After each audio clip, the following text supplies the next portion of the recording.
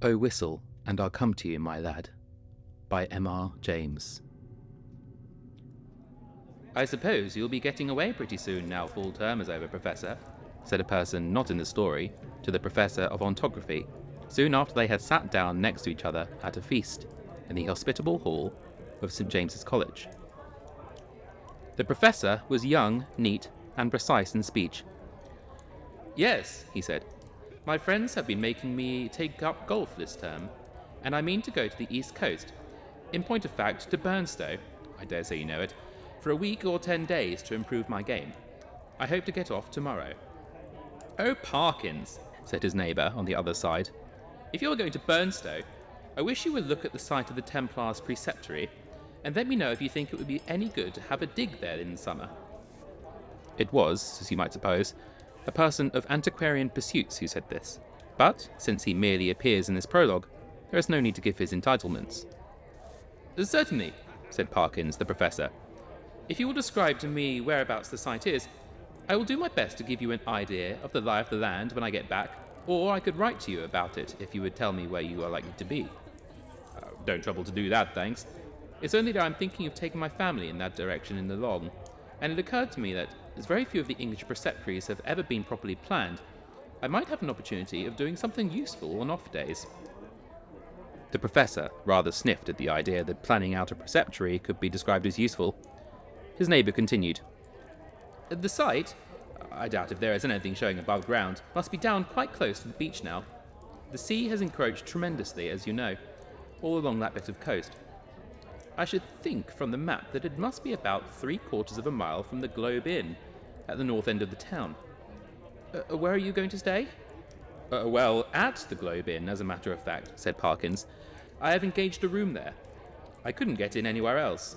Most of the lodging houses are shut up in winter, it seems, and, as it is, they tell me that the only room of any size I can have is really a double-bedded one, and that they haven't a corner in which to store the other bed, and so on. But I must have a fairly large room, for I am taking some books down, and I mean to do a bit of work, and, though I don't quite fancy having an empty bed, not to speak of two, in what I may call, for the time being, my study, I suppose I can manage to rough it for the short time I shall be there. Do you call having an extra bed in your room roughing it, Parkins? Said a bluff person opposite. Look here, I shall come down and occupy it for a bit. It'll be company for you. The Professor quivered, but managed to laugh in a courteous manner. By all means, Rogers. There's nothing I should like better. But I'm afraid you would find it rather dull. You don't play golf, do you? No, thank heaven, said rude Mr. Rogers. Well, you see, when I'm not writing, I shall most likely be out on the links, and that, as I say, would be rather dull for you, I'm afraid. Oh, I don't know. There's certain to be somebody I know in the place, but, of course, if you don't want me, speak the word, Parkins. I shan't be offended. Truth, as you always tell us, is never offensive. Parkins was, indeed, scrupulously polite and strictly truthful. It is to be feared that Mr. Rogers sometimes practised upon his knowledge of these characteristics. In Parkins' breast there was a conflict now raging, which for a moment or two did not allow him to answer. That interval being over, he said, Well, if you want the exact truth, Rogers, I was considering whether the room I speak of would really be large enough to accommodate us both comfortably, and also whether, mind I shouldn't have said this if you hadn't pressed me, you would not constitute something in the nature of a hindrance to my work. Rogers laughed loudly. Well done, Parkins, he said. It's all right, and I promise not to interrupt your work. Don't you disturb yourself about that. No, I won't come if you don't want me.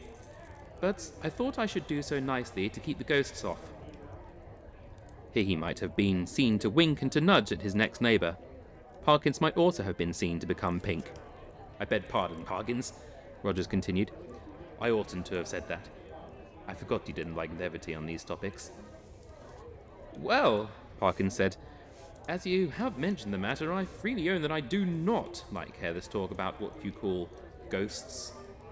A man in my position, he went on, raising his voice a little, cannot, I find, be too careful about appearing to sanction the current beliefs on such subjects. As you know, Rogers, or as you ought to know, for I think I have never concealed my views. No, you certainly have not, old man, put in Rogers sotto voce. I hold that any semblance, any appearance of concession to the view that such things might exist is equivalent to a renunciation of all that I hold most sacred. But I'm afraid I have not succeeded in securing your attention.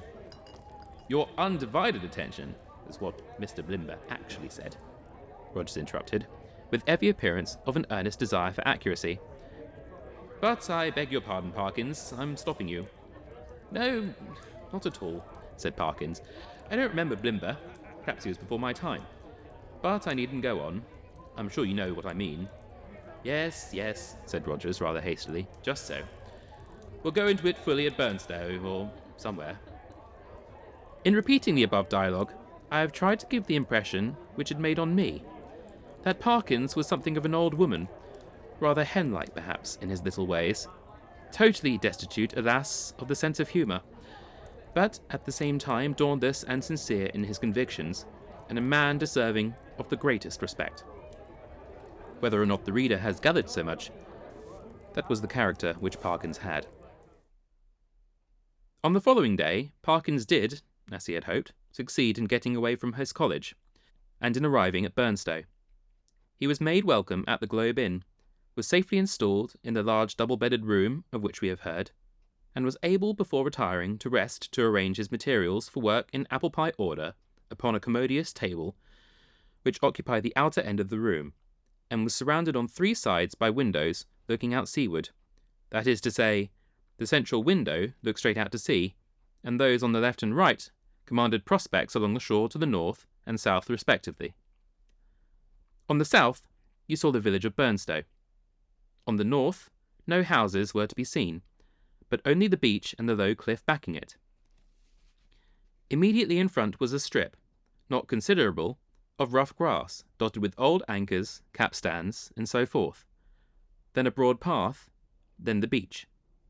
Whatever may have been the original distance between the Globe Inn and the sea, not more than 60 yards now separated them. The rest of the population of the inn was, of course, a golfing one, and included few elements that call for a special description. The most conspicuous figure was, perhaps, that of an ancien militaire, secretary of a London club, and possessed of a voice of incredible strength and of views of a pronouncedly Protestant type. These were apt to find utterance after his attendance upon the ministrations of the vicar, an estimable man with inclinations towards a picturesque ritual, which he gallantly kept down as far as he could out of deference to East Anglian tradition. Professor Parkins, one of whose principal characteristics was pluck, spent the greater part of the day following his arrival at Burnstow in what he had called improving his game, in company with this Colonel Wilson, and during the afternoon, whether the process of improvement were to blame or not, I am not sure, the Colonel's demeanour assumed a colouring so lurid that even Parkins jibbed at the thought of walking home with him from the links.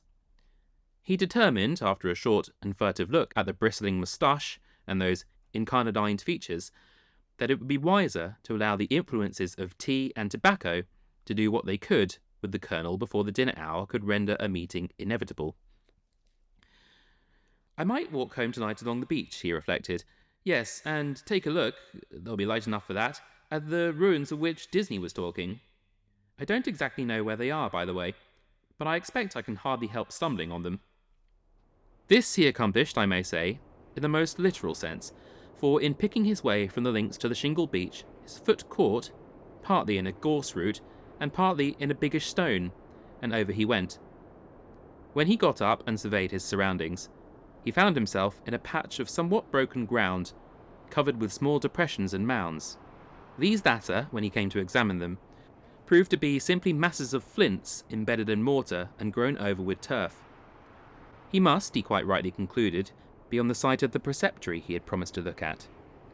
It seemed not unlikely to reward the spade of the explorer. Enough of the foundations was probably left at no great depth to throw a good deal of light on the general plan. He remembered vaguely that the Templars, to whom this site had belonged, were in the habit of building round churches, and he thought a particular series of the humps or mounds near him did appear to be arranged in something of a circular form. Few people can resist the temptation to try a little amateur research in a department quite outside their own, if only for the satisfaction of showing how successful they would have been had only they taken it up seriously. Our professor, however, if he felt something of this mean desire, was also truly anxious to oblige Mr. Disney. So he had paced with care the circular area he had noticed, and wrote down its rough dimensions in his pocketbook.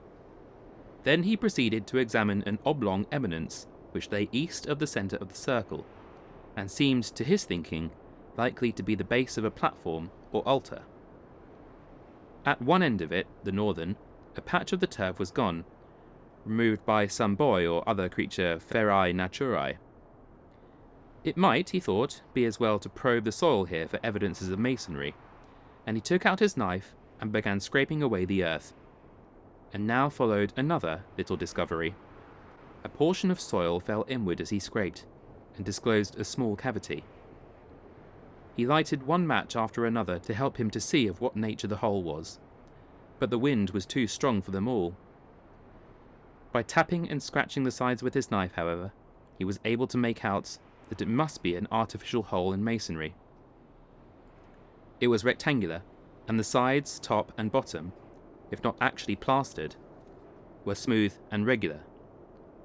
Of course it was empty. No. As he withdrew the knife, he heard a metallic clink. And when he introduced his hand, it met with a cylindrical object lying on the floor of the hole. Naturally enough, he picked it up, and when he brought it into the light, now fast fading, he could see that it, too, was of man's making. A metal tube, about 4 inches long, and evidently of some considerable age. By the time Parkins had made sure that there was nothing else in this odd receptacle, it was too late and too dark for him to think of undertaking any further research. What he had done had proved so unexpectedly interesting that he determined to sacrifice a little more of the daylight on the morrow to archaeology. The object, which he now had safe in his pocket, was bound to be of some slight value at least, he felt sure. Bleak and solemn was the view on which he took a last look before starting homeward. A faint yellow light in the west showed the links, on which a few figures moving towards the clubhouse were still visible, the squat Martello Tower, the lights of Oldsey Village, the pale ribbon of sands intersected at intervals by black wooden groins, the dim and murmuring sea. The wind was bitter from the north, but was at his back when he set out for the globe. He quickly rattled and clashed through the shingle and gained the sand, upon which, but for the groins which had to be got over every few yards, the going was both good and quiet. One last look behind to measure the distance he had made since leaving the ruined Templars church showed him a prospect of company on his walk, in the shape of a rather indistinct personage, who seemed to be making great efforts to catch up with him, but made little, if any, progress. I mean that there was an appearance of running about his movements, but that the distance between him and Parkins did not seem materially to lessen. So, at least, Parkins thought, and decided that he almost certainly did not know him, and that it would be absurd to wait until he came up. For all that, company, he began to think, would really be very welcome on that lonely shore, if only you could choose your companion. In his unenlightened days, he had read of meetings in such places which even now would hardly bear thinking of. He went on thinking of them, however, until he reached home, and particularly of one which catches most people's fancy at some time of their childhood. Now I saw in my dream that Christian had gone but a very little way when he saw a foul fiend coming over the field to meet him. What should I do now, he thought, if I looked back and caught sight of a black figure sharply defined against the yellow sky, and saw that it had horns and wings? I wonder whether I should stand or run for it. Luckily, the gentleman behind is not of that kind, and he seems to be about as far off now as when I saw him first. Well, at this rate, he won't get his dinner as soon as I shall. Dear me, it's within a quarter of an hour of the time now. I must run. Parkins had, in fact, very little time for dressing. When he met the Colonel at dinner, peace, or as much of her as that gentleman could manage, reigned once more in the military bosom. Nor was she put to flight in the hours of bridge that followed dinner, for Parkins was a more than respectable player.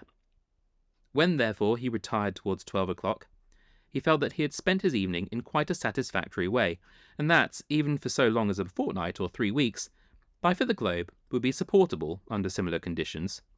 Especially, thought he, if I go on improving my game. As he went along the passages, he met the boots of the Globe, who stopped and said, "Beg your pardon, sir, but as I was a-brushing your coat just now, there was something fell out of the pocket. I put it on your chest of drawers, sir, in your room, sir. A piece of pipe or something of that, sir. Thank you, sir. You'll find it in your chest of drawers, sir. Yes, sir. Good night, sir." The speech served to remind Parkins of his little discovery of that afternoon. It was with some considerable curiosity that he turned it over by the light of his candles. It was of bronze, he now saw, and was shaped very much after the manner of the modern dog whistle. In fact, it was. Yes, certainly it was. Actually no more nor less than a whistle. He put it to his lips, but it was quite full of a fine caked-up sand or earth, which would not yield to knocking, but must be loosened with a knife. Tidy as ever in his habits, Parkins cleared out the earth onto a piece of paper, and took the latter to the window to empty it out. The night was clear and bright, as he saw when he had opened the casement, and he stopped for an instant to look at the sea, and noted a belated wanderer stationed on the shore in front of the inn. Then he shut the window, a little surprised at the late hours people kept at Burnstow, and took his whistle to the light again. Why, surely there were marks on it, and not merely marks, but letters. A very little rubbing rendered the deeply cut inscription quite legible, but the Professor had to confess, after some earnest thought, that the meaning of it was as obscure to him as the writing on the wall to Belshazzar. There were legends both on the front and on the back of the whistle. The one read thus: Fla, fur, bis, flay, and the other, Quis est iste qui venit. I ought to be able to make it out, he thought, but I suppose I am a little rusty in my Latin. When I come to think of it, I don't believe I even know the word for a whistle. The long one does seem quite simple enough. It ought to mean, who is this who is coming? Well, the best way to find out is evidently to whistle for him. He blew tentatively and stopped suddenly, startled and yet pleased at the note he had elicited. It had a quality of infinite distance in it, and soft as it was, he somehow felt it must be audible for miles round. It was a sound, too, that seemed to have the power, which many scents possess, of forming pictures in the brain.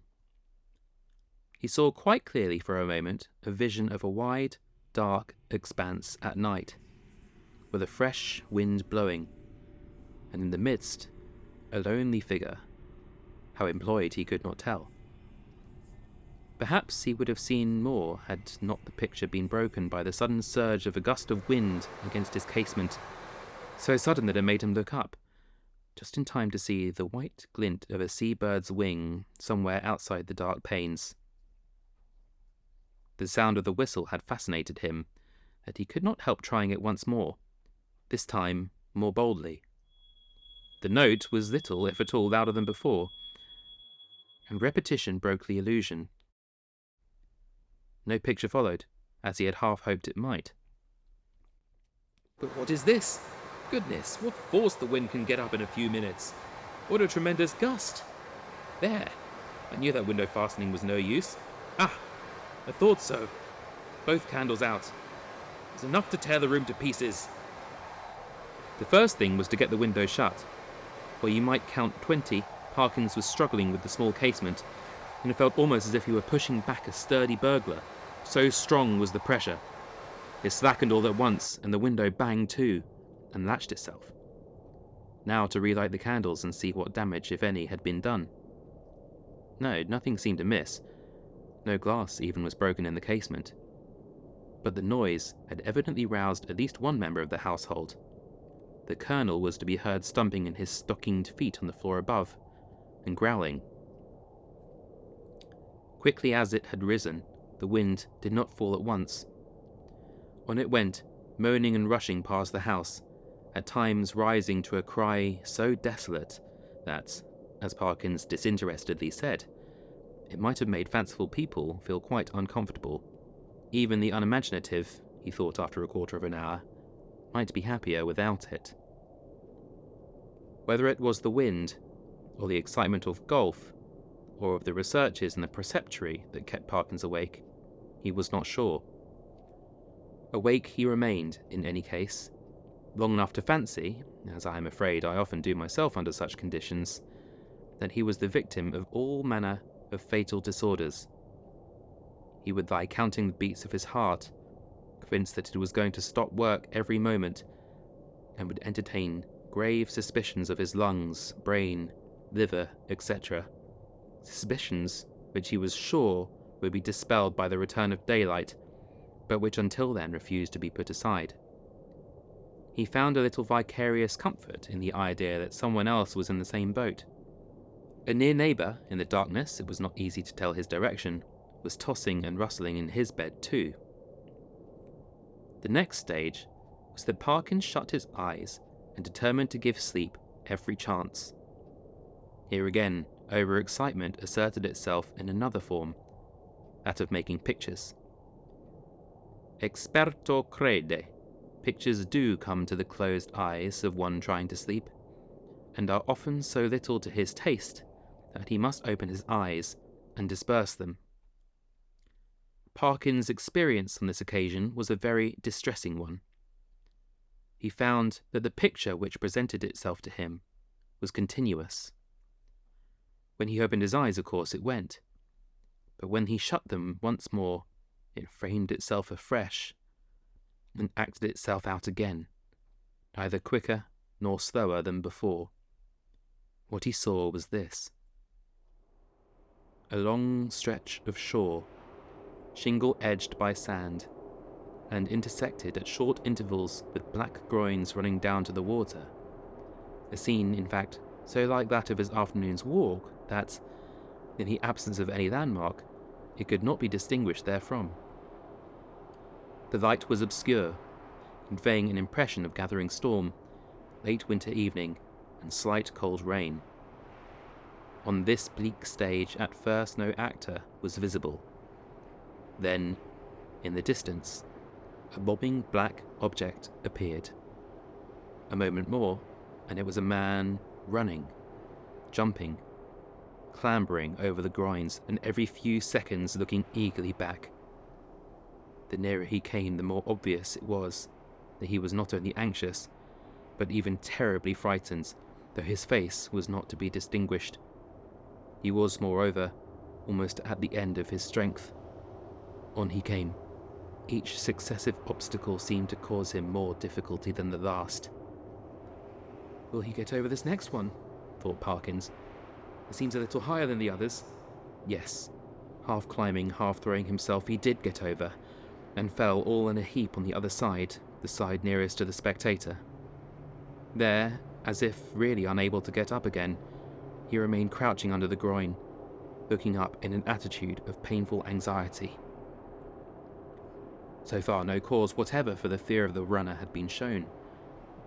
But now there began to be seen, far up on the shore, a little flicker of something light-coloured, moving to and fro with great swiftness and irregularity. Rapidly growing larger, it, too, declared itself as a figure in pale, fluttering draperies, ill-defined. There was something about its motion which made Parkins very unwilling to see it at close quarters. It would stop, raise arms, bow itself towards the sound, and then run stooping across the beach to the water edge and back again. And then, rising upright, once more continue its course forward at a speed that was startling and terrifying. The moment came when the pursuer was hovering about from left to right, only a few yards beyond the groin where the runner lay in hiding. After 2 or 3 ineffectual castings hither and thither, it came to a stop, stood upright, with arms raised high, and then darted straight forward towards the groin. It was at this point that Parkins always failed in his resolution to keep his eyes shut. With many misgivings as to his incipient failure of eyesight, overworked brain, excessive smoking, and so on, he finally resigned himself to light his candle, get out a book, and pass the night waking, rather than be tormented by this persistent panorama, which he saw clearly enough could not only be a morbid reflection of his walk and his thoughts on that very day. The scraping of match on box and the glare of light must have startled some creatures of the night, rats or what not, which he heard scurry across the floor from the side of his bed, with much rustling. Dear, dear, the match is out! Fool that it is! But the second one burned better, and a candle and book were duly procured, over which Parkins pored till sleep of a wholesome kind came upon him, and that in no long space. For about the first time in his orderly and prudent life, he forgot to blow out the candle, and when he was called next morning at 8, there was still a flicker in the socket and a sad mess of guttered grease on the top of the little table. After breakfast he was in his room, putting the finishing touches to his golfing costume. Fortune had again allotted the Colonel to him for a partner, when one of the maids came in. "Oh, if you please," she said, "would you like any blankets for your bed, sir?" "Ah, thank you," said Parkins. "Yes, I think I should like one. It seems likely to turn rather colder." In a very short time the maid was back with the blanket. "Which bed should I put it on, sir?" she asked. "What? Why, that one, the one I slept in last night," he said, pointing to it. "Oh, yes. I beg your pardon, sir, but you seem to have tried both of them.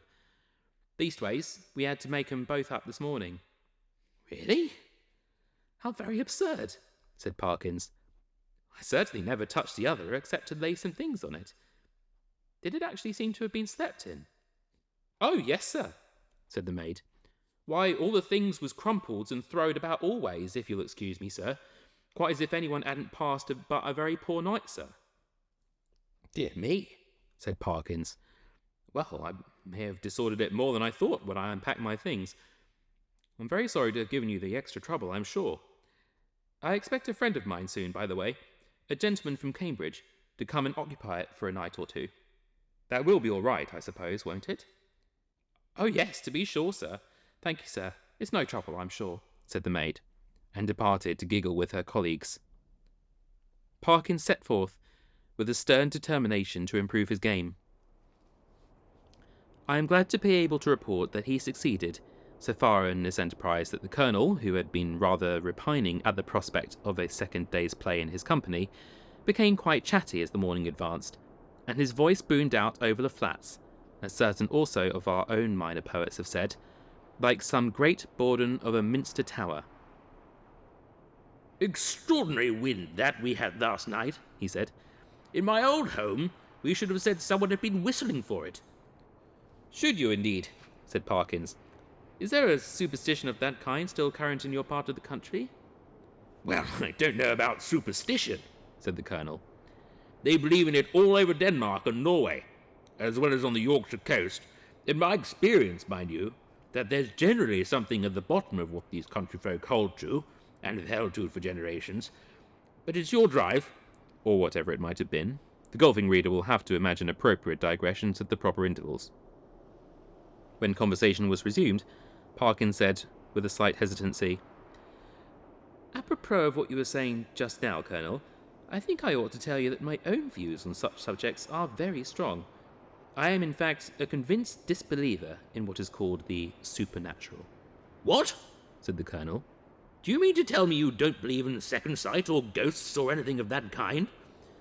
"In nothing whatever of that kind," returned Parkins firmly. "Well," said the Colonel, "but it appears to me at that rate, sir, that you must be little better than a Sadducee." Parkins was on the point of answering that, in his opinion, the Sadducees were the most sensible persons he had ever read of in the Old Testament. But, feeling some doubt as to whether much mention of them was to be found in that work, he preferred to laugh the accusation off. "Perhaps I am," he said, "but here, give me my cleek, boy. Excuse me one moment, Colonel." A short interval. "Now, as to whistling for the wind, let me give you my theory about it. The laws which govern winds are really not at all perfectly known, to fisherfolk and such, of course, not known at all. A man or woman of eccentric habits, perhaps, or a stranger, is seen repeatedly on the beach and at some unusual hour and is heard whistling. Soon afterwards, a violent wind rises, and a man who could read the sky perfectly, or possessed a barometer, could have foretold that it would.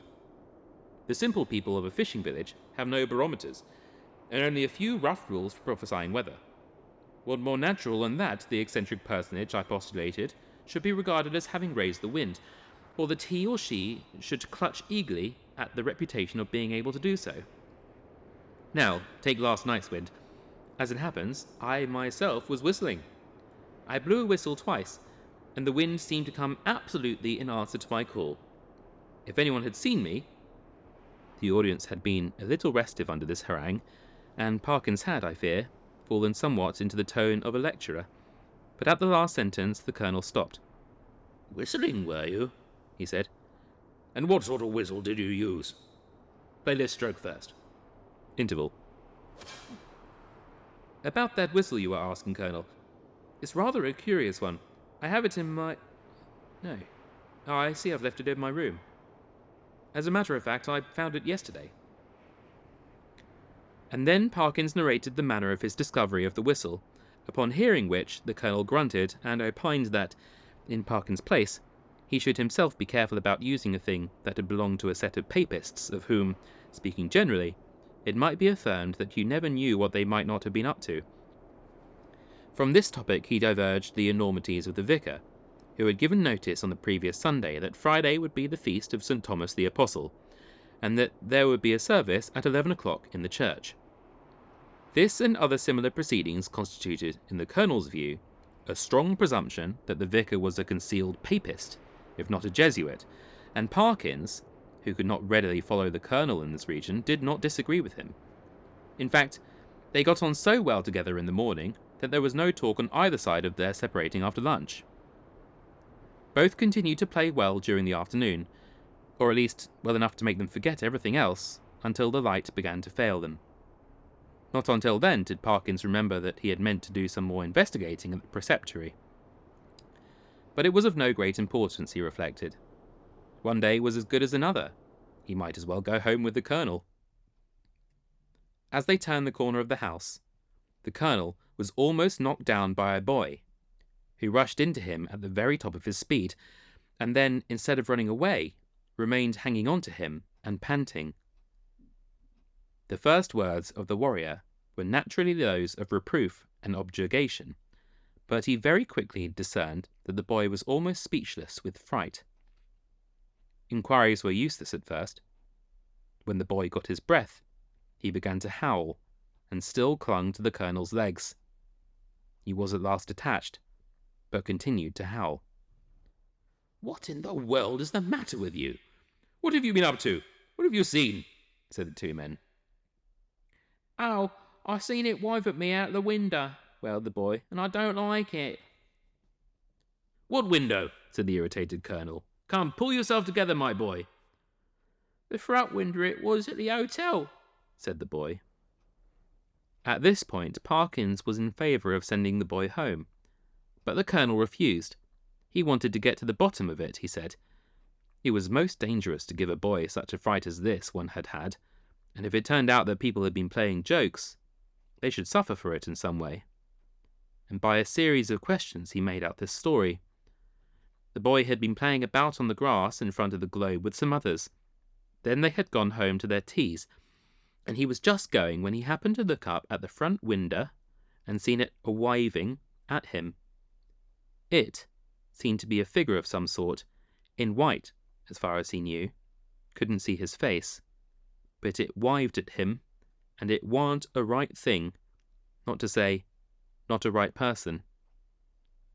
Was there a light in the room? No, he didn't think to look if there was a light. Which was the window? Was it the top one or the second one? The second kind it was, the big window what got two little uns at the sides. "Very well, my boy," said the Colonel, after a few more questions. "You run away home now. I expect it was some person trying to give you a start. Another time, like a brave English boy, you just throw a stone. Well, no, not that exactly, but you go and speak to the waiter, or to Mr. Simpson, the landlord, and, yes, then say that I advise you to do so. The boy's face expressed some of the doubt he felt as to the likelihood of Mr. Simpson's lending a favourable ear to his complaint, but the Colonel did not appear to perceive this, and went on. And here's a sixpence. Now I see it's a shilling, and you be off home, and don't think any more about it. The youth hurried off with agitated thanks, and the Colonel and Parkins went round to the front of the Globe and reconnoitred. There was only one window answering to the description they had been hearing. "Well, that's curious," said Parkins. "It's evidently my window the lad was talking about. Will you come up for a moment, Colonel Wilson? We ought to be able to see if anyone has been taking liberties in my room." They were soon in the passage, and Parkins made as if to open the door. Then he stopped and felt in his pockets. "This is more serious than I thought," was his next remark. "I remember now that before I started this morning I locked the door. It is locked now, and what is more, here is the key." And he held it up. "Now," he went on, "if the servants are in the habit of going into one's room during the day when one is away, I can only say that, well, then I don't approve of it at all." Conscious of a somewhat weak climax, he busied himself in opening the door, which was indeed locked, and in lighting candles. "No," he said, "nothing seems disturbed." "Except your bed," put in the Colonel. "Excuse me, that isn't my bed," said Parkins. "I don't use that one. But it does look as if someone had been playing tricks with it." It certainly did. The clothes were bundled up and twisted together in a most tortuous confusion. Parkins pondered. "That must be it," he said at last. "I disordered the clothes last night in unpacking, and they haven't made it since. Perhaps they came in to make it, and that boy saw them through the window. And then they were called away and locked the door after them. Yes, I think that must be it." "Well, ring and ask," said the Colonel, and this appealed to Parkins as practical. The maid appeared and, to make a long story short, deposed that she had made the bed in the morning when the gentleman was in the room, and hadn't been there since. No, she hadn't no other key. Mr. Simpson, he kept the keys. He'd be able to tell the gentleman if anyone had been up. This was a puzzle. Investigation showed that nothing of value had been taken, and Parkins remembered the disposition of the small objects on tables and so forth well enough to be pretty sure that no pranks had been played with them. Mr. and Mrs. Simpson furthermore agreed that neither of them had been given the duplicate key of the room to any person whatever during the day. Nor could Parkins, fair-minded man as he was, detect anything in the demeanour of master, mistress, or maid that indicated guilt. He was much more inclined to think that the boy had been imposing on the Colonel. The latter was unwontedly silent and pensive at dinner and throughout the evening. When he bade good night to Parkins, he murmured in a gruff undertone, "You know where I am if you want me during the night." "Why, yes, thank you, Colonel Wilson, I think I do. But there isn't much prospect of my disturbing you, I hope. By the way," he added, "did I show you that old whistle I spoke of? I think not. Well, here it is." The Colonel turned it over gingerly in the light of the candle. "Can you make anything of the inscription?" asked Parkins, as he took it back. "No, not in this light. What do you mean to do with it?" "Oh, well, when I get back to Cambridge, I shall submit it to some of the archaeologists there and see what they think of it. And very likely, if they consider it worth having, I may present it to one of the museums." Said the Colonel. "Well, you may be right. All I know is that, if it were mine, I should chuck it straight into the sea. There's no use talking, I'm well aware, but I expect with you, it's a case of live and learn. I hope so, I'm sure, and I wish you a good night." He turned away, leaving Parkins in act to speak at the bottom of the stair, and soon each was in his own bedroom. By some unfortunate accident, there were neither blinds nor curtains to the windows of the Professor's room. The previous night he had thought little of this, but tonight there seemed every prospect of a bright moon rising to shine directly on his bed, and probably wake him later on. When he noticed this, he was a good deal annoyed, but with an ingenuity which I can only envy, He succeeded in rigging up, with the help of a railway rug, some safety pins, and a stick and umbrella, a screen which, if it only held together, would completely keep the moonlight off his bed. And shortly afterwards, he was comfortably in that bed. When he had read a somewhat solid work long enough to produce a decided wish for sleep, he cast a drowsy glance round the room, blew out the candle, and fell back upon the pillow. He must have slept soundly for an hour or more, when a sudden clatter shook him up in a most unwelcome manner. In a moment, he realized what had happened.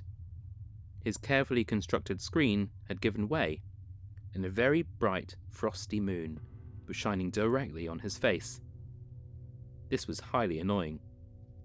Could he possibly get up and reconstruct the screen, or could he manage to sleep if he did not? For some minutes, he lay and pondered over the possibilities. Then he turned over sharply, and with all his eyes open, lay breathlessly listening. There had been a movement, he was sure, in the empty bed on the opposite side of the room. Tomorrow he would have it moved, for there must be rats or something playing about in it. It was quiet now. No. The commotion began again. There was a rustling and shaking, surely more than any rat could cause. I can figure to myself something of the professor's bewilderment and horror, for I have in a dream 30 years back seen the same thing happen. But the reader will hardly perhaps imagine how dreadful it was to him to see a figure suddenly sit up in what he had known was an empty bed. He was out of his own bed in one bound, and made a dash towards the window, where lay his only weapon, the stick with which he had propped his screen. This was, as it turned out, the worst thing he could have done, because the personage in the empty bed, with a sudden smooth motion, slipped from the bed and took up a position with outspread arms between the two beds and in front of the door. Parkins watched it in a horrid perplexity.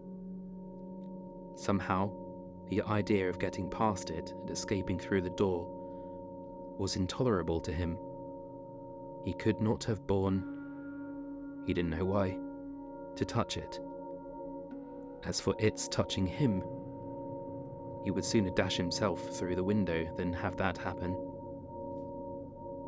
It stood for the moment in a band of dark shadow, and he had not seen what its face was like. Now it began to move, in a stooping posture, and all at once the spectator realized with some horror and some relief that it must be blind, for it seemed to feel about it with its muffled arms in a groping and random fashion. Turning half away from him, it became suddenly conscious of the bed he had just left, and darted towards it, and bent over and felt the pillows in a way which made Parkins shudder as he had never in his life thought it possible. In a very few moments it seemed to know that the bed was empty, and then, moving forward into the area of light and facing the window, it showed, for the first time, what manner of thing it was. Parkins, who very much dislikes being questioned about it, did once describe something of it in my hearing, and I gathered that what he chiefly remembers about it is a horrible, an intensely horrible, face of crumpled linen. What expression he read upon it, he could not or would not tell, but that the fear of it went nigh to maddening him is certain. But he was not at leisure to watch it for long. With formidable quickness it moved into the middle of the room, and as it groped and waved, one corner of its draperies swept across Parkins' face. He could not, though he knew how perilous the sound was, he could not keep back a cry of disgust, and this gave the searcher an instant clue. It leapt towards him upon the instant, and the next moment he was halfway through the window backwards, uttering cry upon cry at the utmost pitch of his voice, and the linen face was thrust close into his own. At this, almost the last possible second, deliverance came, as you will have guessed. The Colonel burst the door open and was just in time to see the dreadful group at the window. When he reached the figures, only one was left. Parkins sank forward into the room in a faint, and before him on the floor lay a tumbled heap of bedclothes. Colonel Wilson asked no questions, but busied himself in keeping everyone else out of the room and in getting Parkins back into his bed, and himself, wrapped in a rug, occupied the other bed for the rest of the night. Early on the next day, Rogers arrived, more welcome than he would have been a day before, and the three of them held a very long consultation in the professor's room. At the end of it, the Colonel left the hotel door, carrying a small object between his finger and thumb, which he cast as far into the sea as a heavy, brawny man could send it. Later on, the smoke of a burning ascended from the back premises of the Globe. Exactly what explanation was patched up for the staff and visitors at the hotel, I must confess I do not recollect. The professor was somehow cleared of the ready suspicion of delirium tremens, and the hotel of the reputation of a troubled house. There is not much question as to what would have happened to Parkins had the Colonel had not intervened when he did. He would either have fallen out of the window, or else lost his wits. But it is not so evident what more the creature that came in answer to the whistle could have done than frighten. There seemed to be absolutely nothing material about it, save the bedclothes of which it had made itself a body. The Colonel, who remembered a not very dissimilar occurrence in India, was of opinion that if Parkins had closed with it, he could really have done very little, and that its one power was that of frightening. The whole thing, he said, served to confirm his opinion of the Church of Rome. There is really nothing more to tell, but, as you may imagine, the Professor's views on certain points are less clear-cut than they used to be. His nerves, too, have suffered. He cannot even now see a surplice hanging on the door quite unmoved, and the spectacle of a scarecrow in a field late on a winter afternoon has cost him more than one sleepless night.